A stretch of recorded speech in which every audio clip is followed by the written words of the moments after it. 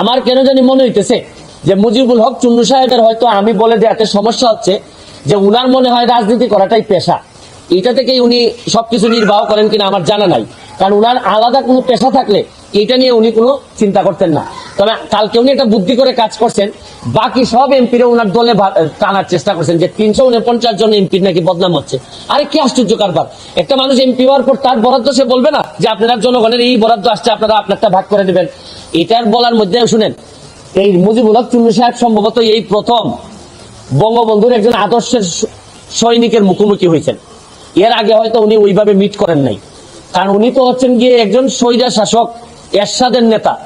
স্বৈরা শাসক এরশাদ, যিনি সারা জীবন এরকম জোর জবরদস্তি আর টাকা বানানো ছাড়া তার নেতা কর্মীদের খুব বেশি কিছু শিখাই যান নাই, সবার না, অল্প কিছু নেতাদেরকে যারা অনেক টাকার মালিক হয়েছেন এরশাদের আমলে। উনি তো এরশাদের স্বৈর শাসক এরশাদের একজন নেতা হয়ে উনি বঙ্গবন্ধুর আদর্শের সৈনিকের, প্রকৃত আদর্শের সৈনিকের মুখোমুখি এই প্রথম সংসদে হয়েছেন মনে হয়। এর আগে হয়তো তীব্রভাবে কারো মুখোমুখি হন নাই, এই জন্য উনার একটা গাত্রদাহ। আর এত গাত্রদাহ কিসের? আরে ভাই, আমার টাকা এটা। আর আরেকটা বিষয়, আমি যে আমার এলাকায় বলছি যে আমি 29 কোটি টাকা পাইছি বরাদ্দ, আমি কি কোনো কথা মিথ্যে বলছি? মিথ্যে বললে উনি আমার বিরুদ্ধে ব্যবস্থা নিন। আমি বলতে পারবো না, মানে আমি বরাদ্দ পাইছি এটা আমি বলতে পারবো না আমার এলাকায়, মানে কি আমি কি চুরি করতে চাই? মানে বিষয়টা যদি হইতো যে আমি এই টাকা পাই নাই, আমার 25 কোটি টাকা দেওয়া হয়েছে রাস্তা বানানোর জন্য, এটা আমার বরাদ্দ, আমি বলে দিব কোথায় কোথায় রাস্তা হবে। আমাকে দেওয়া হয়েছে মসজিদ মন্দিরে টাকা দেওয়ার জন্য 2 কোটি, এটা আমার বরাদ্দ, আমার নামে আসবে, আমি এগুলা দিয়ে দিব কোথায় কোথায় বরাদ্দ হবে। টিআর কাবিকা আসছে আমার নামে, আমি দিব কোথায় কোথায় বরাদ্দ দিয়ে দিব। আমার শুধু নিশ্চিত করতে হবে এই টাকাটা যেন আমি এবং আমার পরিবার খেয়ে না ফেলে, বা আমার লোকজন যেন খেয়ে না ফেলে। এইটার মধ্যে লুকালুকির কিছু আছে বলে আমার মনে হয় না। এর চেয়ে বড় বড় সাহেবদের সাথে আমার দেখা হয়েছে, তাও আমার চরিত্র বদলায় নাই। আমি আমার যে কাজ বিশ্বাস করে করি, স্বচ্ছতার সাথে করার চেষ্টা করি, যতদিন করবো ততদিন এমপি থাকবো। এটাকে আমার বাপের পোস্ট নাকি যে সারা জীবন থাকা লাগবে এখানে?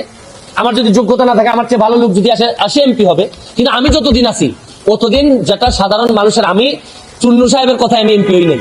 আমি এমপি হয়েছি আমার 7 লাখ মানুষের ভোটে এবং দোয়া এমপি হয়েছি, এবং ল্যান্ডস্লাইড ভিক্টরি হয়েছে আমার।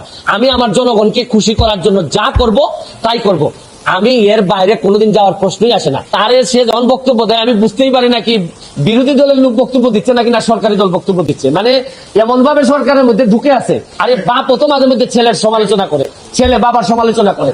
আমার তো মনে হয় যে এই চুন্নু সাহেবরা এমন ভাবে ভিতরে ঢুকছেন, এরা তাদের সব ক্ষমতা সম্পর্কে কিছু জানেও না, বুঝেও না।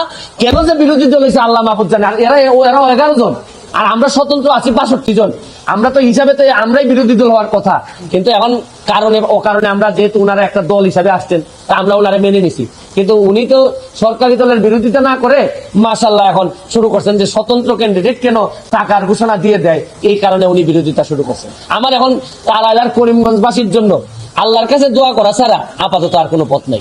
আমি তো উনার দায়িত্ব কিভাবে পালন করছেন আমি জানি না, আপনাদেরকে একটা নমুনা দিলাম। উনার দায়িত্ব ছিল হচ্ছে বিরোধী দল হবে, সরকারের সমালোচনা করবে, সরকার যেন সঠিকভাবে চলতে পারে, দেশে যেন দুর্নীতি মুক্ত হয়, এগুলার জন্য উনি প্রতিবাদ করবে। এটাই বিরোধী দলের দায়িত্ব বলে জানি। বিরোধী দলের দায়িত্ব যে স্বতন্ত্র, যে একটু ভালো কাজ করতে চায়, সৎ হইতে চায়, তারা যে চাপটি মারিয়া ধরে সংসদ থেকে বের করে দেওয়ার প্ল্যান করছেন, এটা তো আমার জানা ছিল না। আমার মনে হয় না এটা কোনো পৃথিবীর কোনো জায়গায় বিরোধী দলের দায়িত্ব এটা হইতে পারে।